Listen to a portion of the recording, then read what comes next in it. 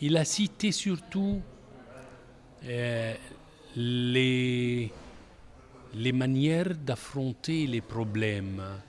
Il y a ceux qui veulent laisser passer tout, il y a ceux qui sont comme l'esprit pharisien qui veulent seulement juger, il y a ceux qui se limitent seulement à donner des solutions faciles, il y a ceux qui cherchent vraiment avec un sentiment de responsabilité. Il a fait sentir qu'il faut souligner bien l'enseignement de l'Église, de l'Évangile, et en même temps aussi être prêt et ouvert à trouver vraiment et à sentir avec les gens qui souffrent, surtout les familles. Et ce qui a cité de plus aussi, les différences et les diversités des cultures aussi. Ce qui fait que trouver une solution unique pour tous les problèmes, c'est impossible. Donc, il faut chercher, il faut être créatif. Le ton de tout le synode, c'était comment l'Église doit être mère et maîtresse. Hein. Donc, elle enseigne avec amour, elle corrige, mais elle essaye d'accompagner.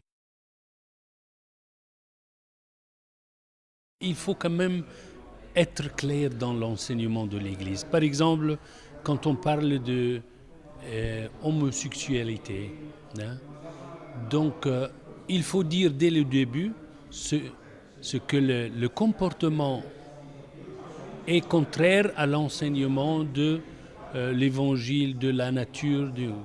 Mais en même temps, il ne faut pas rejeter les personnes. Il y a une différence.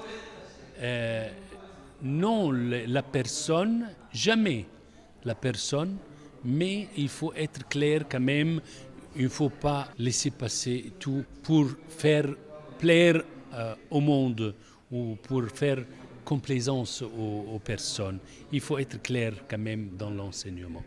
Les divorcés, remariés pour accéder à la communion, il faut quand même donner du temps pour voir exactement, parce qu'il ne faut pas chercher à légaliser les cas. Mais il faut quand même accompagner les personnes pour différencier les cas. Et en ce cas-là, peut-être l'Église trouvera un moyen juste. Ce n'est pas un synode à faire des décisions. C'est un synode qui cherche, qui étudie.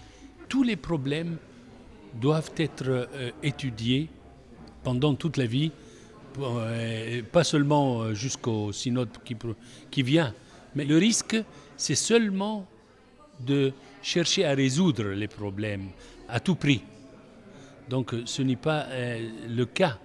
Comme il y a quelques pères synodaux qui ont dit, il ne faut pas se laisser aller avec l'esprit du monde, mais il faut essayer de convertir l'esprit du monde à la lumière du Christ et de l'enseignement du Christ.